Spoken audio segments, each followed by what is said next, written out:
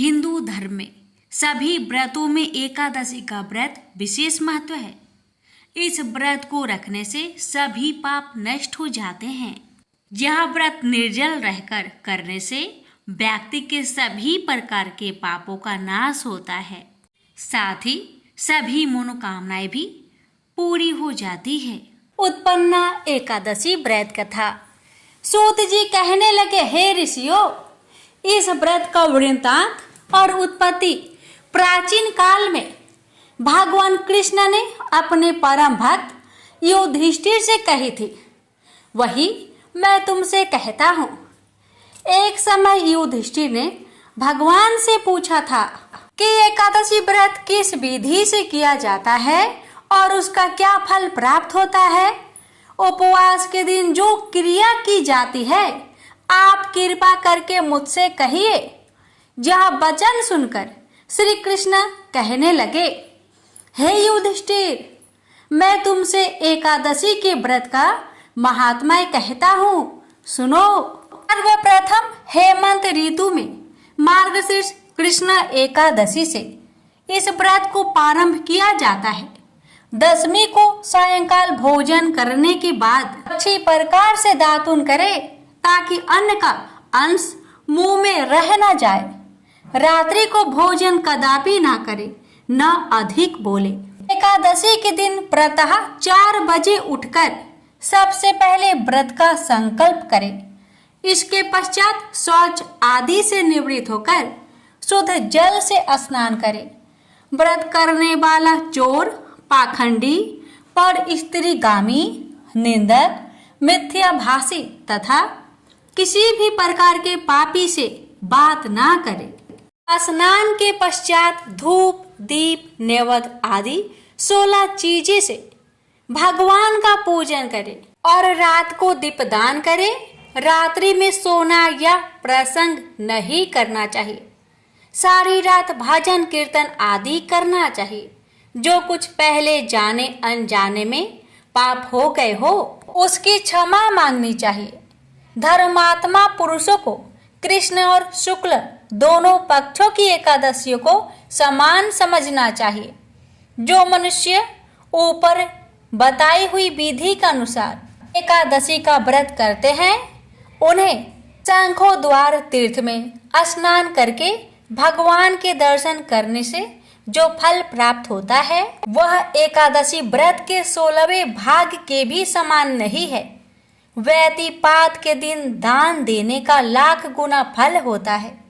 संक्रांति से 4 लाख गुना तथा सूर्य चंद्र ग्रहण में स्नान दान से जो पुण्य प्राप्त होता है, वही पुण्य एकादशी के दिन व्रत करने से मिलता है। अश्वमेध यज्ञ करने से 100 गुना तथा 1,00,000 तपस्वियों को 60 वर्ष तक भोजन कराने से 10 गुना, 10 ब्राह्मणों अथवा 100 ब्रह्मचारियों को भोजन कराने से 1000 गुना पुण्य भूमि दान करने से होता है। उससे 1000 गुना पुण्य कन्यादान से प्राप्त होता है। इससे भी 10 गुना पुण्य विद्यादान करने से होता है। विद्यादान से 10 गुना पुण्य भूखों को भोजन कराने से होता है। अन्नदान के समान इस संसार में कोई ऐसा कार्य नहीं जिससे देवता और पितर दोनों तृप्त होते हो, परंतु एकादशी के व्रत का पुण्य सबसे अधिक होता है। 1000 यज्ञों से भी अधिक इसका फल होता है। इस व्रत का प्रभाव देवताओं को भी दुर्लभ है। रात्रि को भोजन करने वाले को उपवास का आधा फल मिलता है और एक दिन में एक बार भोजन करने वाले को भी आधा ही फल प्राप्त होता है। जबकि निर्जल व्रत रखने वाले का महात्म्य तो देवता भी वर्णन नहीं कर सकते। युधिष्ठिर कहने लगे कि हे भगवान, आपने हजारों यज्ञ और लाख गौदान को भी एकादशी व्रत के बराबर नहीं बताया, सो यह तिथि सब तिथियों से उत्तम कैसे हुई, बताइए। भगवान कहने लगे, हे युधिष्ठिर, सतयुग में मूर नाम का दैत्य उत्पन्न हुआ। वह बड़ा बलवान और भयानक था। उस प्रचंड दैत्य ने इंद्र, आदित्य, वसु, वायु, अग्नि आदि सभी देवताओं को पराजित करके भगा दिया। अब इंद्र सहित सभी देवताओं ने भयभीत होकर भगवान शिव से सारा वृत्तांत कहा और बोले, हे कैलाशपति, मूर दैत्य से भयभीत होकर सब देवता मृत्यु लोक में फिर रहे हैं। तब भगवान शिव ने कहा, हे देवताओं, तीनों लोकों के स्वामी, भक्तों के दुखों का नाश करने वाले भगवान विष्णु की शरण में जाओ, वे ही तुम्हारे दुखों को दूर कर सकते हैं। शिव जी के ऐसे वचन सुनकर सभी देवता क्षीर सागर में पहुंचे। वहां भगवान को शयन करते देख हाथ जोड़कर उनकी स्तुति करने लगे कि हे देवताओं द्वारा स्तुति करने योग्य प्रभु, आपको बारंबार नमस्कार है। देवताओं की रक्षा करने वाले मधुसूदन, आपको नमस्कार है। आप हमारी रक्षा करें। दैत्यों से भयभीत होकर हम सब आपकी शरण में आए हैं।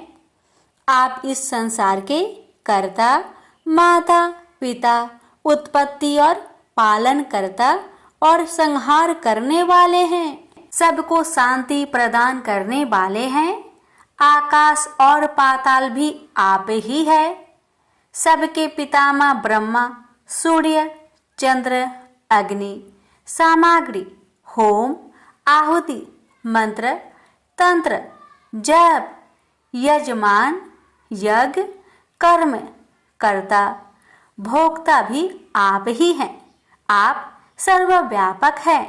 आपके सिवा तीनों लोकों में चर तथा अचर कुछ भी नहीं है।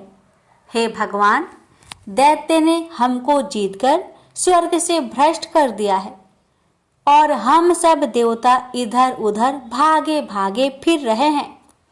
आप उन दैत्यों से हम सबकी रक्षा करें। इंद्र के ऐसे वचन सुनकर भगवान विष्णु कहने लगे कि हे इंद्र, ऐसा मायावी दैत्य कौन है जिसने सब देवताओं को जीत लिया है? उसका नाम क्या है?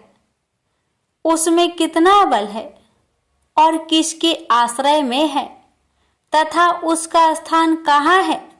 ये सब मुझसे कहो। भगवान के ऐसे वचन सुनकर इंद्र बोले, भगवान, प्राचीन समय में एक नाड़ी जंघ नामक राक्षस था।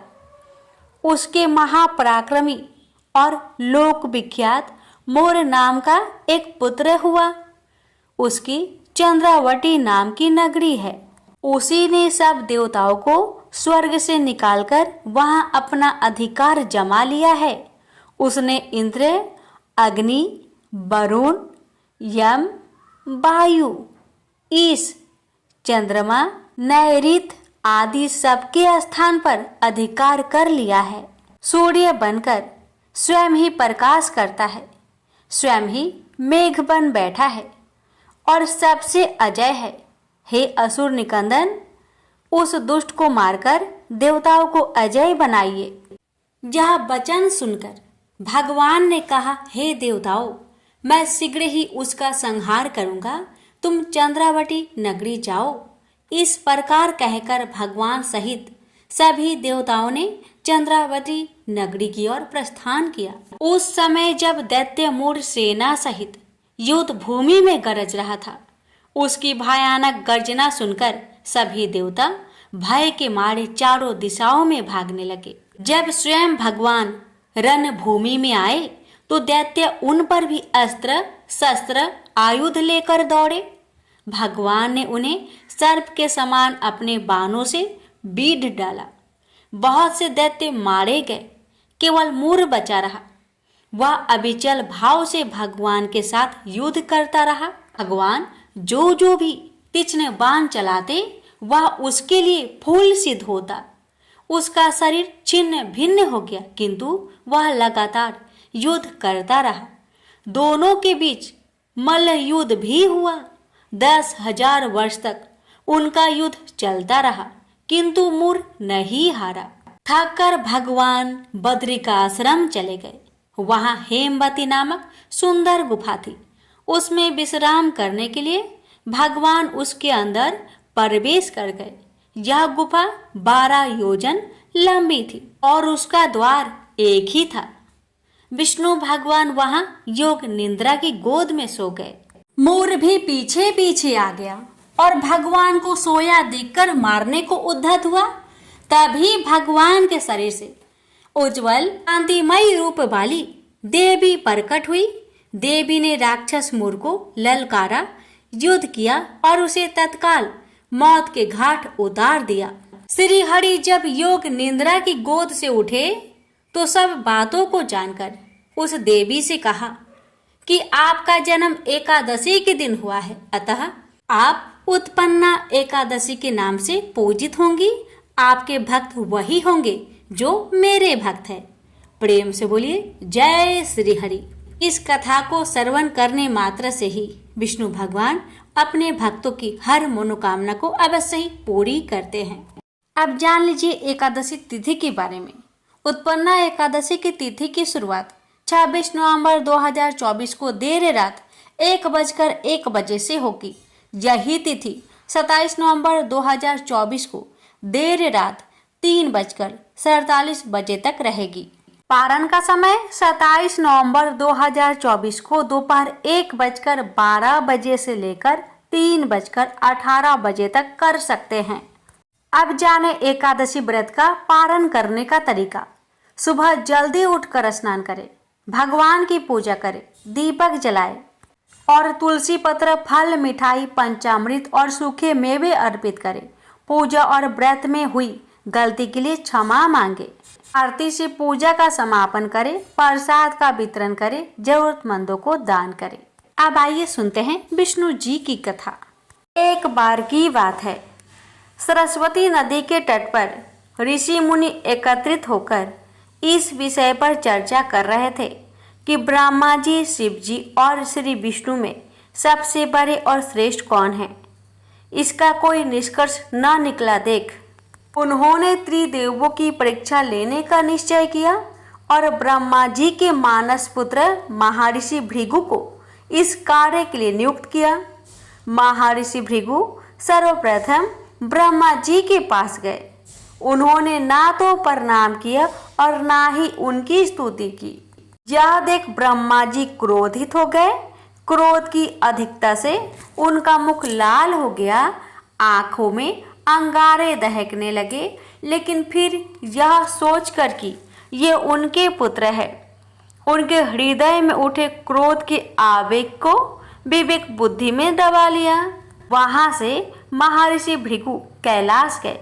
देवाधिदेव भगवान महादेव ने देखा कि भृगु आ रहे हैं तो वे प्रसन्न होकर अपने आसन से उठे और उनका आलिंगन करने के लिए भुजाएं फैला दी। किंतु उनकी परीक्षा लेने के लिए भृगु मुनि उनका आलिंगन अस्वीकार करते हुए बोले, महादेव, आप सदा वेदों और धर्म की मर्यादा का उल्लंघन करते हैं। दुष्टों और पापियों को आप जो वरदान देते हैं उनसे सृष्टि पर भयंकर संकट आ जाता है, इसलिए मैं आपका आलिंगन कदापि नहीं करूंगा। उनकी बात सुनकर भगवान शिव क्रोध से तिलमिला उठे। उन्होंने जैसे ही त्रिशूल उठाकर उन्हें मारना चाहा, वैसे ही भगवती सती ने बहुत अनुनय विनय कर किसी प्रकार से उनका क्रोध शांत किया। इसके बाद भृगु मुनि बैकुंठ लोक गए। उस समय भगवान श्री विष्णु देवी लक्ष्मी की गोद में सिर रखकर लेटे थे। भृगु ने जाते ही उनके वक्ष पर एक तेज लात मारी। भक्त वत्सल भगवान विष्णु शीघ्र ही अपने आसन से उठ खड़े हुए। उन्होंने उन्हें प्रणाम करके उनके चरण सहलाते हुए, आपके पैर पर चोट तो नहीं लगी? कृपया इस आसन पर विश्राम कीजिए। भगवान, मुझे आपके शुभ आगमन का ज्ञान न था, इसलिए मैं आपका स्वागत नहीं कर सका। आपके चरणों का स्पर्श तीर्थों को पवित्र करने वाला है। आपके चरणों के स्पर्श से आज मैं धन्य हो गया। भगवान विष्णु का यह प्रेम व्यवहार देखकर महर्षि भृगु की आंखों से आंसू बहने लगे। उसके बाद वे ऋषि मुनियों के पास लौट आए और ब्रह्मा जी, शिव जी और श्री विष्णु जी के यहाँ के सभी अनुभव विस्तार से कह बताया। प्रेम से बोलिए जय श्री हरि। विष्णु भगवान और माँ लक्ष्मी जी की कहानी। एक बार भगवान विष्णु जी शेषनाग पर बैठे बैठे बोर हो गए और उन्होंने धरती पर घूमने का विचार मन में किया। वैसे भी कई साल बीत गए थे। धरती पर आए और वह अपनी यात्रा की तैयारी में लग गए। स्वामी को तैयार होता देखकर लक्ष्मी माता ने पूछा, आज सुबह सुबह कहाँ जाने की तैयारी हो रही है? विष्णु जी ने कहा, हे लक्ष्मी, मैं धरती लोक पर घूमने जा रहा हूँ। तो कुछ सोचकर लक्ष्मी माँ ने कहा, हे देव, क्या मैं भी आपके साथ चल सकती हूँ? भगवान विष्णु ने 2 पल सोचा, फिर कहा, एक शर्त है, तुम मेरे साथ चल सकती हो। तुम धरती पर पहुंचकर उत्तर दिशा की ओर बिल्कुल मत देखना। इसके साथ ही माता लक्ष्मी ने हाँ कह के अपनी मनवा ली और सुबह सुबह माँ लक्ष्मी और भगवान विष्णु धरती पर पहुंच गए। अभी सूर्य देवता निकल रहे थे। रात बरसात होकर हटी थी। चारों ओर हरियाली ही हरियाली थी। उस समय चारों ओर बहुत शांति थी और धरती बहुत ही सुंदर दिख रही थी और माँ लक्ष्मी मंत्र मुक्त होकर धरती को देख रही थी और भूल गई कि पति को क्या वचन देकर आई थी, यानी विष्णु भगवान को क्या वचन देकर आई थी। और चारों ओर देखती हुई कैब उत्तर दिशा की ओर देखने लगी। पता ही नहीं चला। उत्तर दिशा में माँ लक्ष्मी को एक बहुत ही सुंदर बगीचा नजर आया और उस तरफ से भीनी भीनी खुशबू आ रही थी और बहुत ही सुंदर सुंदर फूल खिले थे। यह एक फूलों का खेत था और माँ लक्ष्मी बिना सोचे समझे उस खेत में गई और एक सुंदर सा फूल तोड़ लाई। लेकिन यह क्या, जब माँ लक्ष्मी भगवान विष्णु के पास वापस आई तो भगवान विष्णु की आंखों में आंसू थे और भगवान विष्णु ने माँ लक्ष्मी को कहा कि कभी भी किसी से बिना पूछे उसका कुछ भी नहीं लेना चाहिए और साथ ही अपना वचन भी याद दिलाया। माँ लक्ष्मी को अपनी भूल का पता चला तो उन्होंने भगवान विष्णु से इस भूल की माफ़ी मांगी। तो भगवान विष्णु ने कहा, जो तुमने भूल की है उसकी सजा तो तुम्हें जरूर मिलेगी। जिस माली के खेत में से तुमने बिना पूछे फूल तोड़ा है, यह एक प्रकार की चोरी है। इसलिए अब तुम 3 साल तक माली के घर नौकर बनकर रहो। उसके बाद मैं तुम्हें बैंकुट में वापस बुलाऊंगा। माँ लक्ष्मी ने चुपचाप सर झुकाकर हाँ कर दी। आजकल की लक्ष्मी थोड़ी थी और वैसे भी भगवान की लीला न्यारी है। किस पर कैसे कृपा करेगी ये तो माता ही बता सकती है। आगे होता ही ये, लक्ष्मी एक गरीब औरत का रूप धारण करके उस खेत के मालिक के घर गई। घर क्या, एक झोपड़ा था और मालिक का नाम माधव था। माधव की बीवी, 2 बेटे और 3 बेटियां थी। सभी उस छोटे से खेत में काम करके किसी तरह से गुजारा करते थे। माँ लक्ष्मी जब एक साधारण और गरीब औरत बनकर जब माधव के झोपड़े पर गई तो माधव ने पूछा, बहन तुम कौन हो और इस समय तुम्हें क्या चाहिए? तब माँ लक्ष्मी ने कहा, मैं एक गरीब औरत हूँ, मेरी देखभाल करने वाला कोई नहीं है। मैंने कई दिनों से खाना भी नहीं खाया, मुझे कोई काम दे दो, साथ में मैं तुम्हारे घर का काम भी कर दिया करूँगी। बस मुझे अपने घर में एक कोने में आसरा दे दो। माधव बहुत ही अच्छे दिल का मालिक था। उसे दया आ गई, लेकिन उसने कहा, बहन मैं तो बहुत गरीब हूँ, मेरी कमाई से मेरे घर का खर्च मुश्किल से चलता है। लेकिन अगर मेरी 3 की जगह 4 बेटियाँ होती तो भी मैंने गुजारा करना ही था। अगर तुम मेरी बेटी बनकर जैसा रूखा सूखा हम खाते हैं उसमें खुश रह सकती हो तो बेटी बनकर अंदर आ जाओ। माधव ने माँ लक्ष्मी को अपने झोपड़े में शरण दे दी। और माँ लक्ष्मी 3 साल तक उस माधव के घर पर नौकरानी बनकर रही। जिस दिन माँ लक्ष्मी माधव के घर आई थी, उससे दूसरे दिन ही माधव को इतनी आमदनी हुई, फूल बेचकर ही शाम को एक गाय खरीद ली। फिर धीरे धीरे माधव ने काफ़ी जमीन खरीद ली और सबने अच्छे अच्छे कपड़े भी बनवा लिए और फिर एक बड़ा पक्का घर भी बनवा लिया। बेटियों और बीबी ने गहने भी बनवा लिए और अब मकान भी बहुत बड़ा बनवा लिया था। माधव हमेशा सोचता था कि मुझे ये सब इस महिला के आने के बाद ही मिला है। इस बेटी के रूप में मेरी किस्मत आ गई है मेरी, और अब 2 से 5 साल बीत गए थे। लेकिन माँ लक्ष्मी अब भी घर में और खेत में काम करती थी। एक दिन माधव जब अपने खेतों से काम कर खत्म करके घर आया तो उसने अपने घर के सामने द्वार पर एक देवी स्वरूप गहनों से लदी एक औरत को देखा। ध्यान से देखकर पहचान लिया, अरे ये तो मेरी मुंह बोली चौथी बेटी यानी वही औरत है, और पहचान गया कि ये तो माँ लक्ष्मी है। अब तक माधव का पूरा परिवार बाहर आ गया था और सब हैरान होकर माँ लक्ष्मी को देख रहे थे। माधव बोला, हे माँ, हमें माफ़ कर, हमने तेरे से अनजाने में ही घर और खेत में काम करवाया है। हे माँ, ये कैसा अपराध हो गया। हे माँ, हम सबको माफ़ कर दे। अब माँ लक्ष्मी मुस्कुराई और बोली, हे माधव, तुम बहुत ही अच्छे और दयालु व्यक्ति हो। तुमने मुझे अपनी बेटी की तरह रखा है, अपने परिवार के सदस्यों की तरह से। इसके बदले मैं तुम्हें वरदान देती हूँ कि तुम्हारे पास कभी भी खुशियों की और धन की कमी नहीं रहेगी। तुम्हें सारे सुख मिलेंगे जिसके तुम हकदार हो। और फिर माँ अपने स्वामी के द्वारा भेजे रथ में बैठकर बैकुंठ चली गई। हे लक्ष्मी माता, हे विष्णु भगवान, आपकी लीला न्यारी है। जिस किसी पर आप कृपा करते हैं, कैसे करते हैं, ये कोई नहीं जानता।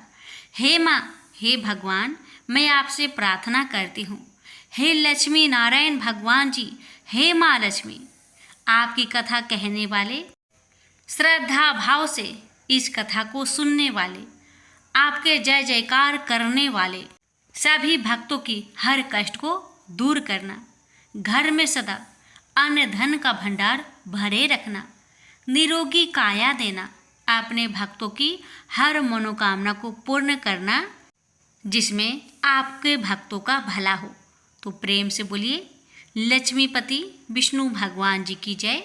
विष्णु भक्त से निवेदन है, इस कथा को एक शेयर अवश्य करें।